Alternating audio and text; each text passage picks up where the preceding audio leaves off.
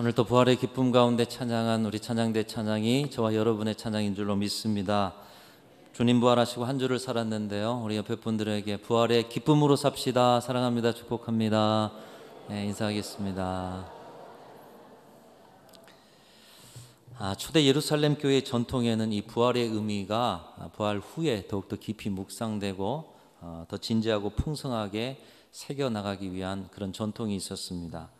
부활 이후 이어지는 기쁨의 50일, The Great 50 Days라는 그런 절기로 부활 후에 50일 동안 성령 강림 주일까지 부활의 기쁨을 함께 나누면서 이 축제의 절기로 함께 지냈다고 합니다. 이 기간 동안은 예수님의 부활 이후의 행적들을 하나하나 살펴보면서 다시 한번 부활하셨다는 것을 확인하고 확신하고, 또 그 부활의 기쁨을 유지하기 위해서 금식도 좀 자제하고, 그리고 회개의 상징인 무릎 꿇음도 자제하면서 이 부활의 기쁨을 조금이라도 훼손하지 않으려고 애썼다고 합니다.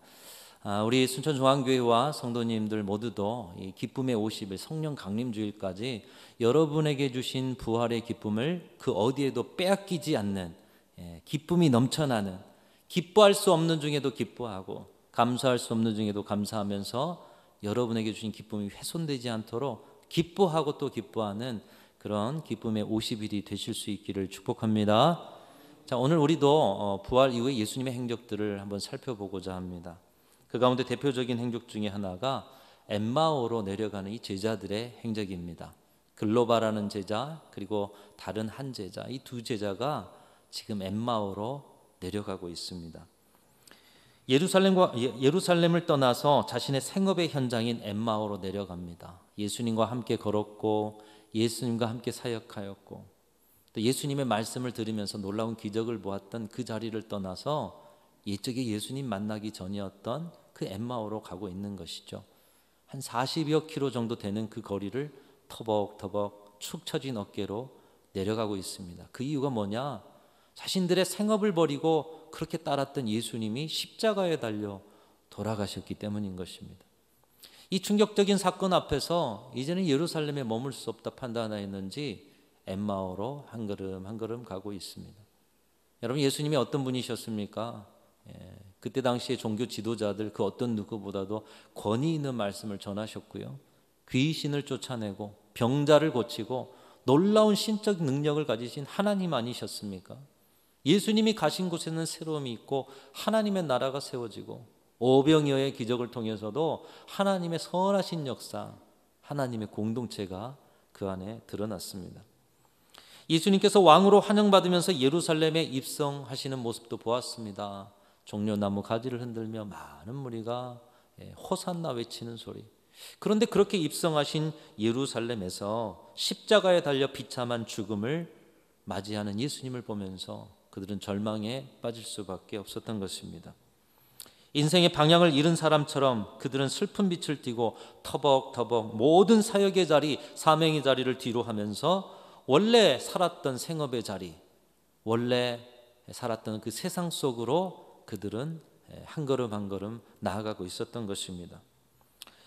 한편 생각하면 이들이 왜 예루살렘을 떠나서 지금 엠마오로 가는 것일까? 이미 그들도 부활하신 주님에 대한 소식을 들었습니다.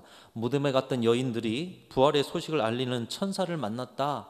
또 베드로와 몇 제자들도 예수님의 시신이 없는 빈 무덤을 보았다. 이미 부활의 소식에 대해서 들었지만 그들은 예수님의 부활을 믿지 못하고 방향을 바꾸어 갔던 걸음을 멈추지 않고 오늘 지금 엠마오로 걸어가고 있습니다. 그런 그들이 절망의 걸음을 소망의 걸음으로 바꾸어서 엠마오로 가던 걸음을 다시 예루살렘으로 돌이켰다.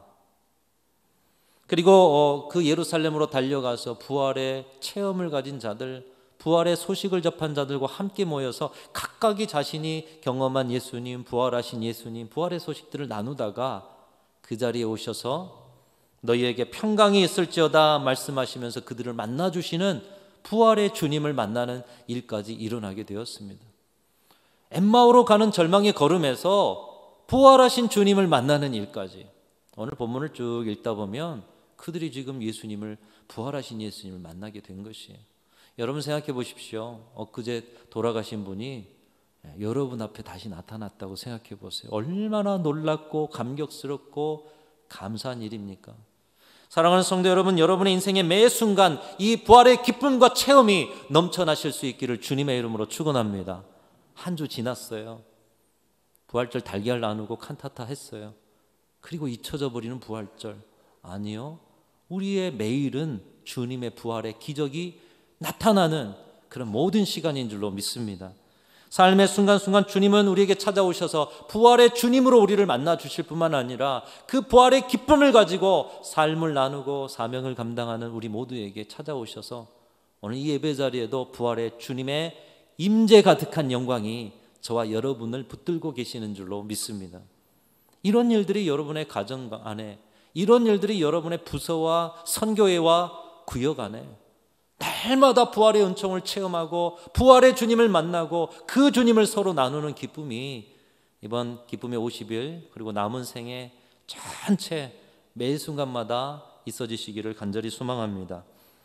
부활의 소식을 듣고도 절망의 자리로 한없이 내려가던 그들이 어떻게 걸음을 바꾸고 방향을 바꾸어서 다시 엠마오에서 예루살렘으로 갈 수 있었을까? 어떻게 그들이 부활의 주님을 다시 만나는 은혜를 입을 수 있었습니까? 여러분, 절망의 자리 그리고 사명의 자리를 포기할 만큼 힘든 그 자리에서 다시 부활의 자리, 사명의 자리로 돌아올 수 있는 것은 오직 예수 그리스도께서 걸음을 바꾸실 때만이 온전한 사명과 온전한 부활의 능력이 회복되어질 줄로 믿습니다. 우리 인생의 걸음을 바꾸시는 분이 예수님이시라는 것이죠. 우리의 삶의 걸음을 방향을 바꾸시는 분이 오직 예수밖에 없다는 것이죠. 예수님께서 그들의 걸음의 방향을 바꾸셔서 다시 예루살렘으로, 다시 부활의 자리로 돌아가게 하셨던 것입니다. 오늘 저와 여러분에게도 주님은 말씀하시고 원하시는 것이 있어요. 이미 부활의 주님을 선물로 받았음에도 혹시 여러분의 삶의 자리에서 다시 절망의 자리로 가고 계신 분은 없으십니까? 부활의 기쁨이 있다라고 말하면서 삶 속에서는 다시 예루살렘에서 엠마오로 가고 계신 분은 없으시냐는 거예요. 주님은 우리에게 말씀하십니다. 사는 길이 아닌 죽음의 길로 가는 걸음이 있다라면 다시 돌이켜 부활의 자리로 돌아오라. 오늘 이 말씀을 통해서 말씀하시는 것입니다. 여러분, 절망의 자리, 죽어지는 자리, 어둠의 자리에서 나오셔서 부활의 예루살렘으로 다시 돌아가는 그런 은혜를 누리시기를 축복합니다.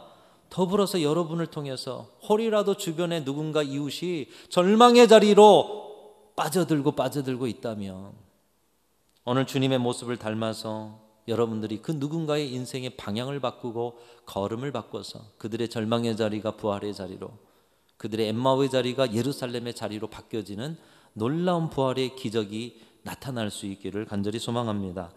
예수님은 어떻게 제자의 길을 돌이키셨습니까? 부활의 기쁨을 어떻게 회복시키셨고 부활을 이어가는 신앙, 부활의 기쁨이 충만하고 부활의 주님을 만나는 신앙으로 어떻게 예수님께서는 그들을 바꿔내셨습니까? 오늘 세 가지 예수님이 그들을 바꿔내신 자리가 있어요. 첫 번째로는 부활의 주님은 그들에게 다가가시고 동행하심으로 그들의 인생의 방향을 부활의 방향으로 회복시켜 주셨다는 것입니다. 한번 따라합니다. 다가가시고 동행하셨다. 다가가시고 동행하셨다는 거예요. 이게 부활의 주님의 모습에 나타난 모습이요, 부활의 증인들이 살아야 할 삶인 것입니다. 어떻게 살아야 한다고요? 다가가고 동행하고, 옆에 분에게 다가가고 또 함께 동행하고.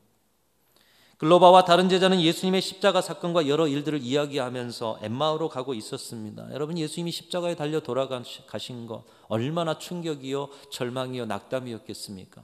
하나하나 이야기할 때마다 눈물이 앞을 가립니다. 마음의 어둠이 찾아옵니다. 앞으로 어떻게 살아가야 할지 담담하고 막막합니다.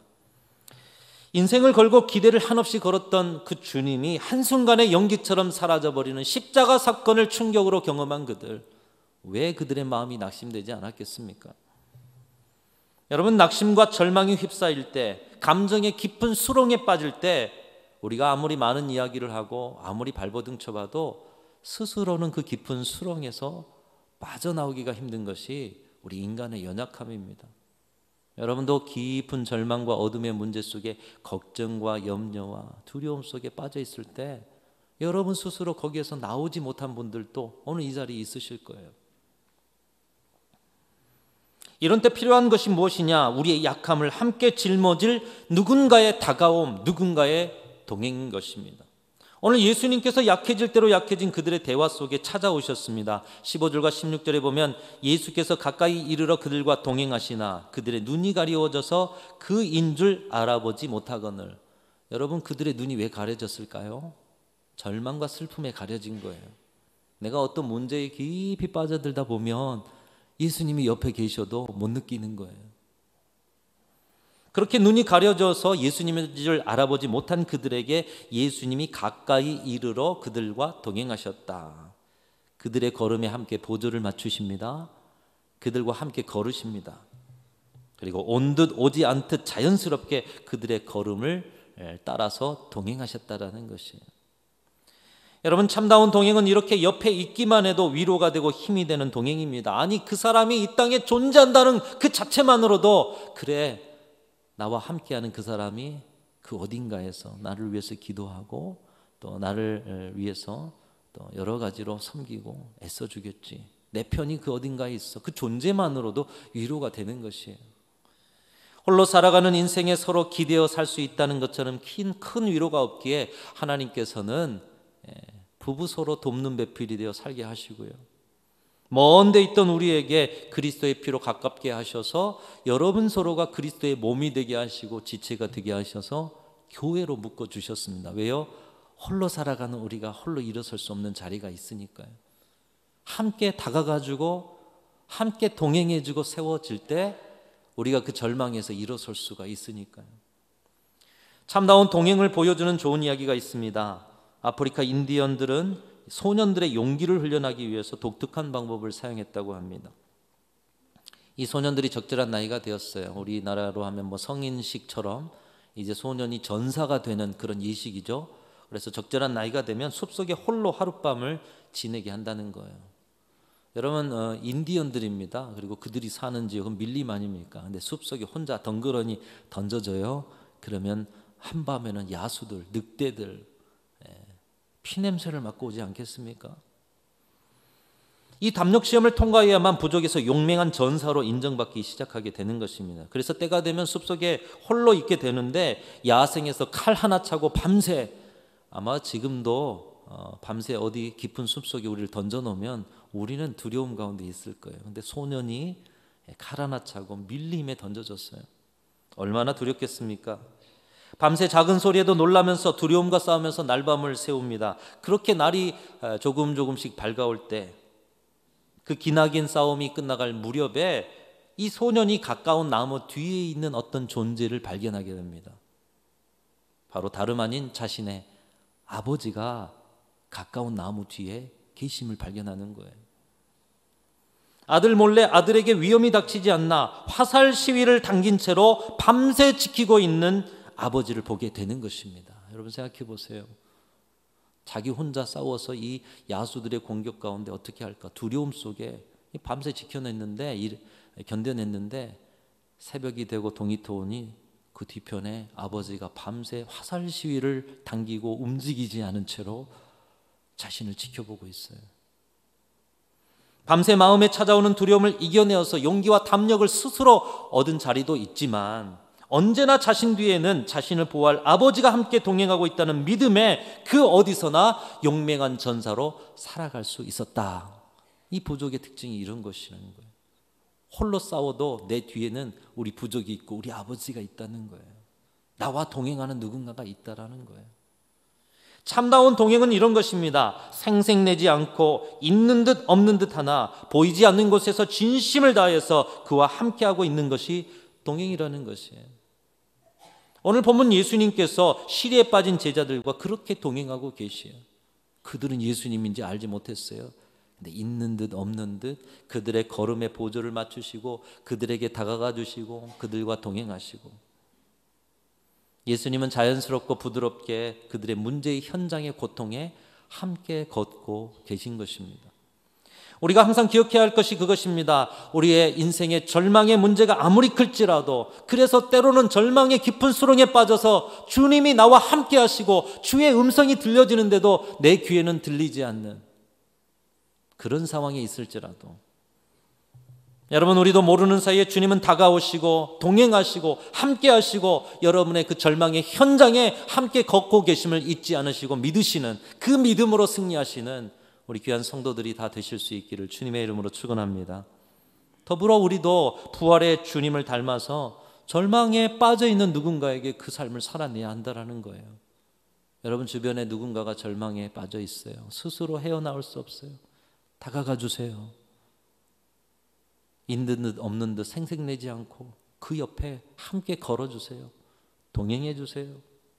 그것이 부활의 증인들이 살아가야 할 삶이요, 부활의 기쁨을 회복하는 길이다. 여러분, 그런 의미에서 옆에 분들에게 한번 인사하겠습니다. 제 곁에 있어 주셔서 감사합니다. 우리 한번 인사하겠습니다. 제 곁에 있어 주셔서 감사합니다. 바로 옆에 분들이 다가와 주시는 분, 동행해 주시는 분. 우리 순천중앙교회가 부활의 역사, 기쁨이 솟아나기 위해서는 여러분 새가족들이 들어왔을 때 그런 여러분을 발견해야 되는 거예요. 다가와 주고 있는 듯 없는 듯 동행해 주고 걸음의 보조를 맞춰주고. 새가족만입니까? 헌가족도 마찬가지죠. 오래되셨다라고 다가가 주지를 않으셔요. 옛적의 수준만큼만 다가가 주세요. 걸음의 보조를 맞춰야 되는데 니는 네 걸음, 내는 내 걸음. 있는 듯 없는 듯 보조를 맞춰주시고 동행해 주시고, 그래 힘들 때 내게 그분이 계셨지. 여러분 다가가 주시고 동행해 주시는 걸음을 통해 부활의 체험들이 넘쳐난 우리 순천중앙교회가 되고, 또 우리 교회를 통해서 이 시대가 다가오시는 예수님, 동행해 주시는 예수님을 만나는 그런 은혜가 있어지시기를 축복합니다. 두 번째로, 부활의 주님은 그들의 소리를 경청해 주심으로 그들의 인생의 방향을 부활의 방향으로 바꿔주셨습니다. 경청, 들어주셨다라는 거죠. 17절에 보면 너희가 길 가면서 서로 주고받고 하는 이야기가 무엇이냐. 주님은 그들의 이야기를 묻고 계십니다. 주님은 이렇게 제자들에게 묻지 않으셔도 그들이 하는 이야기를 알고 계셨을 거예요. 근데 굳이 묻고 계십니다. 알고 싶어서 물으셨을까요? 오히려 그들의 마음을 아시고 사명의 자리를 떠나서, 부활의 자리를 떠나서 어디로 가느냐 책망하셔도 모자른 자리인데 주님은 그들에게 무슨 이야기를 하고 있니? 묻고 계시는 거예요. 그들의 대화를 물으시는 이유가 무엇입니까? 그들의 소리, 그들의 마음 아픔, 그들의 내면의 고통의 소리를 듣기 위함이셨다는 거예요. 들어주시기 위함이었다는 거예요. 예수님은 참으로 시대를 앞서가는 분임이 분명합니다. 시대의 주인임이 분명합니다. 2000년 전에도 오늘의 시대의 트렌드를 살고 계시기 때문에 여러 가지 이야기가 있죠. 섬기는 지도자. 예수님은 섬김으로 지도자의 권위를 드러내셨고요. 또 오늘 본문에 경청의 살. 오늘날처럼 이 들어주는 것에 대해서 중요하게 여기는 세상이 어디 있습니까? 오늘의 시대는 말을 잘하는 사람보다 말을 진실되게 잘 들어주는 사람이 사랑받고 존중받고 존경받는 시대입니다. 이번 주 국회의원 선거가 있습니다. 여러분 이제 사전투표 다 하셨을 것이고 또 안 하신 분은 수요일 날 하실 텐데, 여러분 어떤 지도자를 원하고 계십니까?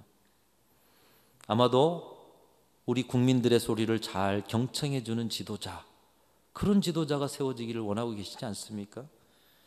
국민들의 아픔과 고통의 아우성, 시대를 통해 들려지는 소리, 귀를 더 크게 열어서 들을 수 있는 경청의 지도자, 국민들이 원하고 있는 것이죠.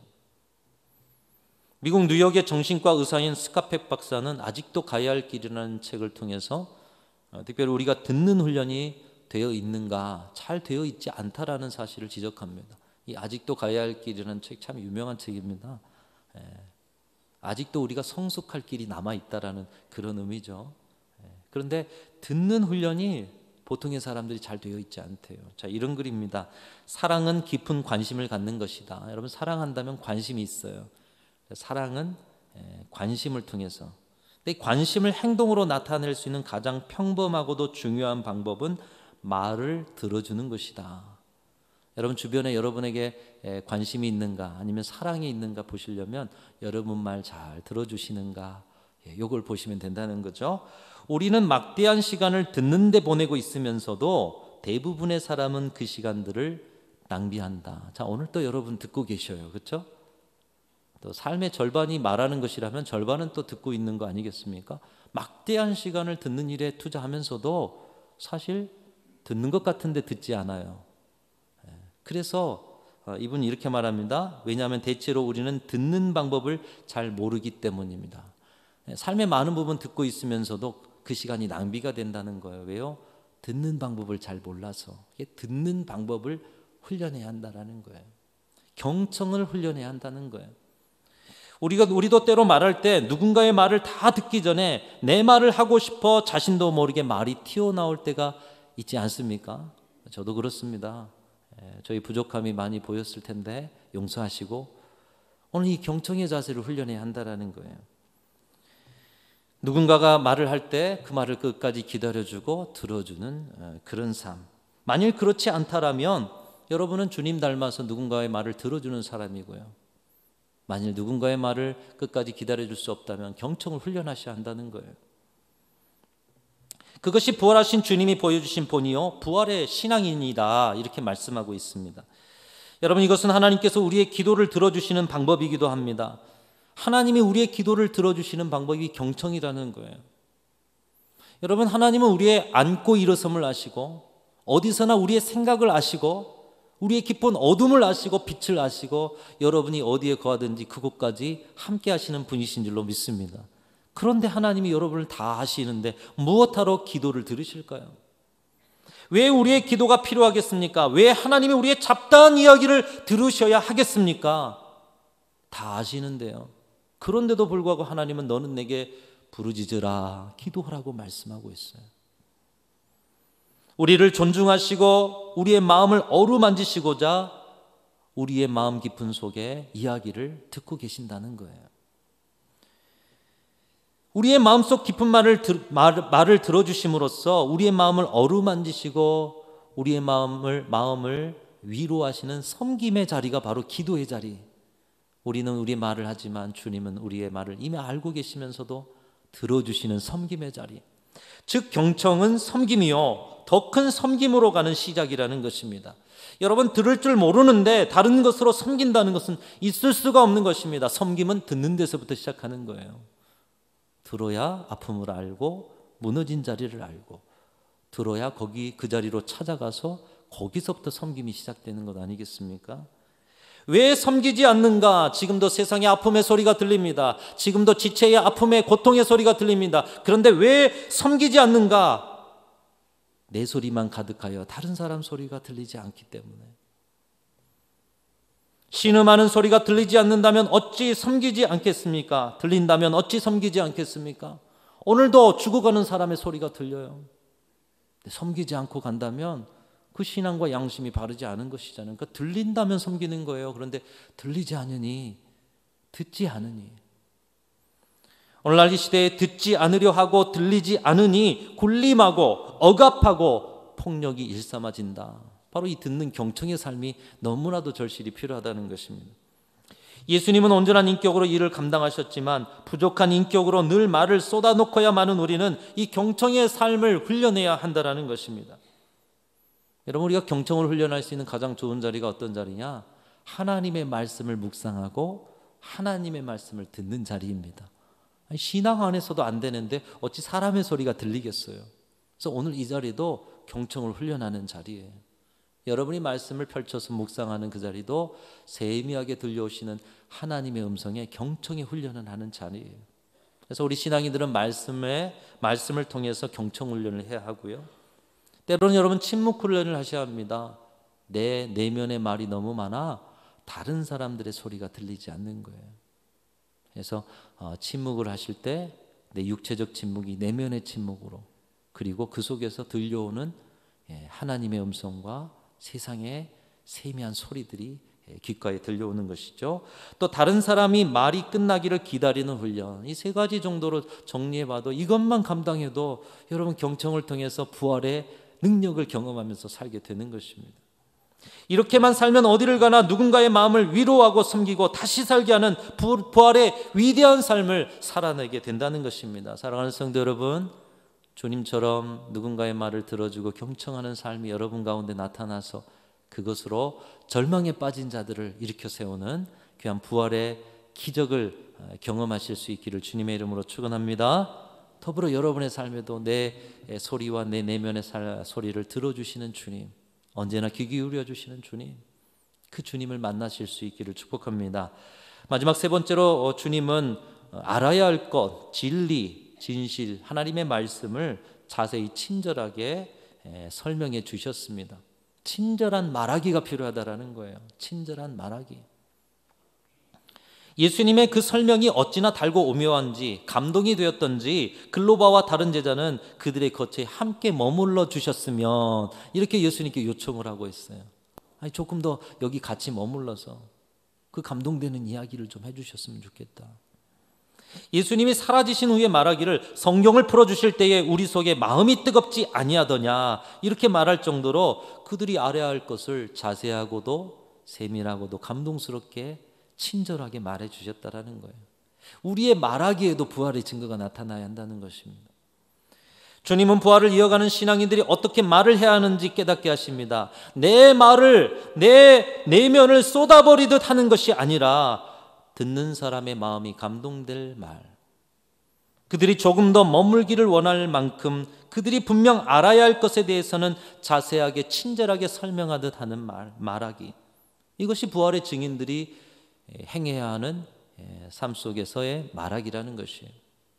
즉 부활신앙은 나의 말조차도 부활이 나타나야 한다라는 것입니다. 한번 따라합니다. 나의 말조차 부활이 나타나야 한다. 여러분, 여러분의 이제 입술에서, 여러분의 말들에서 부활의 증거가 나타나시기를 축복합니다. 그래서 여러분 가정에서 이제 같이 예배하시다 집에 가셔서 부활의 증거가 나타나지 않으면 오늘 말씀 갖고 이야기하시면 되는 거예요. 여러분 서로도 마찬가지입니다. 우리의 말에서 부활의 증거가 나타나도록, 나의 말이지만 나의 주장을 펼치는 것이 아니라 듣는 사람을 섬기는 마음으로 말한다면 그 자리에 부활의 증거가 나타나게 되는 거예요.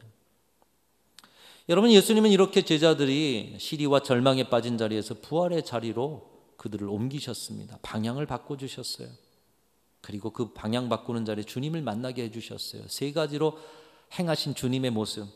그런데 특별히 주님이 이 세 가지 안에 특별한 공통점 하나를 심어 두셨습니다. 그것은 무엇이냐? 곧 섬김이라는 것이죠. 다가가고 함께 동행하는 일도 내 시간을 내고 힘겹더라도 그분을 섬기고자 하는 마음이 있어야 하고, 경청하는 일도 때로는 아는 이야기, 때로는 반복하는 이야기일지라도 그분을 위로하고 섬기고자 하는 마음으로 들어주는 이 섬김이 있어야 하고, 우리의 말하는 것도 듣는 사람이 바른 것을 깨닫고 부활의 기쁨을 얻게 하고자 하는 섬김의 마음이 있어야 말의 친절이 나타나고 말의 부활이 나타난다라는 거예요. 주님이 이 세 가지를 명하시면서 그 중심에 섬기고자 하는 마음이 있느냐, 주님이 그것을 묻고 있습니다. 부활을 이어가는 신앙의 과제는 곧 삶의 자리에서 섬김을 어떤 방식으로 실천하느냐, 여기에 달렸다라는 거예요. 잘 섬기고자 다가가고 동행하고, 잘 섬기고자 경청하고, 잘 섬기고자 존중하고 말할 때 그곳에 부활의 역사가 나타난다, 이렇게 말씀하고 있는 것입니다. 이 삶을 오늘의 시대의 교회와 그리스도인들이 살아낸다면 세상에 다시 살활 다시 사는 부활의 역사가 왜 일어나지 않겠습니까? 사랑하는 성도 여러분, 우리는 이미 예수님의 부활을 내 부활로 누리고 있고 오늘도 부활의 증인으로 살아가는 사람들인 줄로 믿습니다. 우리가 부활의 증인으로 살아간다면 여러분이 살아가는 삶의 자리는 항상 부활의 기쁨이, 부활의 기적이 나타나게 될 줄로 믿습니다.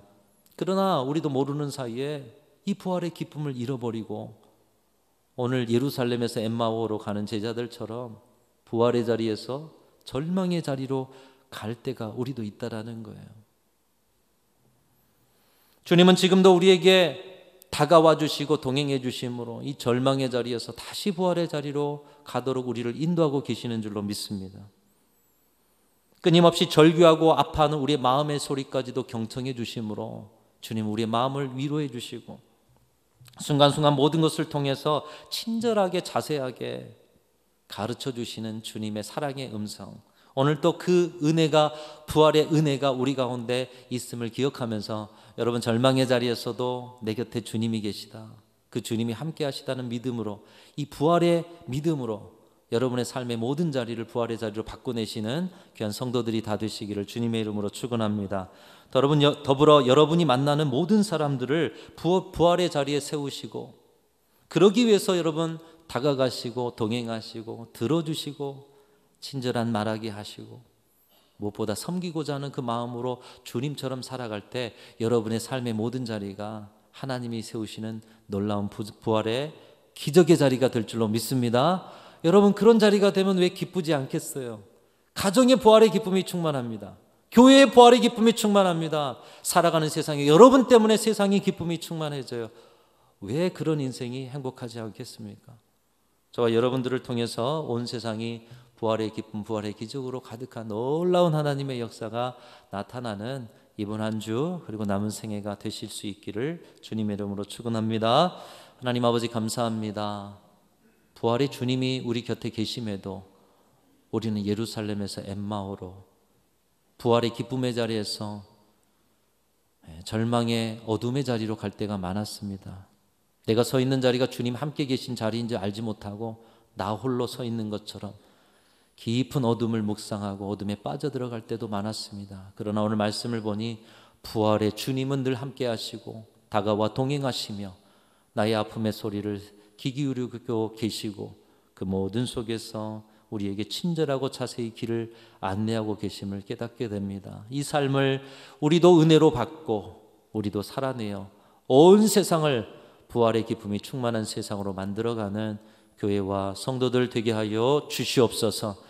이제는 그 기쁨을 빼앗기지 않겠습니다. 이제는 그 기쁨을 나누며 살겠습니다.